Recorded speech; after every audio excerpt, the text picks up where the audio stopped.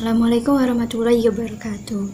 Dalam kesempatan kali ini, saya akan membahas mengenai perkembangan hukum adat di Indonesia. Kira-kira apakah hukum adat di negeri kita mulai tergerus oleh perkembangan zaman atau masih terlihat eksis di era modern saat ini? Sebelum itu, mari kita mengulas secara singkat mengenai sejarah hukum adat di Indonesia. Hukum adat di Indonesia hadir dan berkembang pada masyarakat adat di era kerajaan. Jauh sebelum VOC menduduki wilayah Indonesia. Ketika VOC mulai memasuki wilayah Indonesia, mereka menaruh perhatian penuh pada perkembangan hukum adat di Indonesia. Pada masa itu, selain diberlakukannya hukum positif Belanda, mereka juga masih mempertahankan hukum adat yang ada dan berkembang di tengah masyarakat. Eksistensi masyarakat di Indonesia telah diakui secara konstitusional dalam Undang-Undang Ayat 2. Negara mengakui dan menghormati kesatuan-kesatuan masyarakat beserta hak-hak tradisional sepanjang masih hidup dan sesuai dengan perkembangan masyarakat dan prinsip negara kesatuan Republik Indonesia.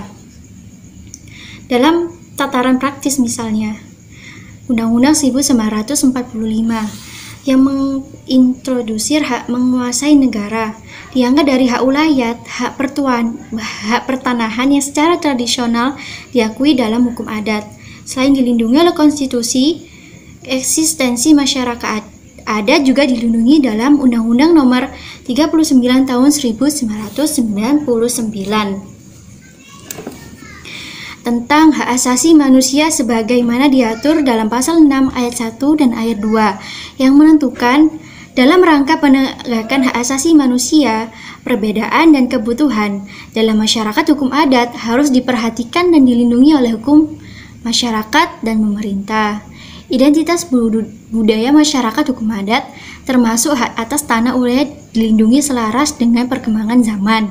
Hukum adat yang masih eksis hingga kini yakni yang pertama mengutip dari perkembangan hukum adat di Lamongan, yakni di mana wanita yang melamar lelaki terlebih dahulu, dan hal tersebut masih eksis hingga masa sekarang.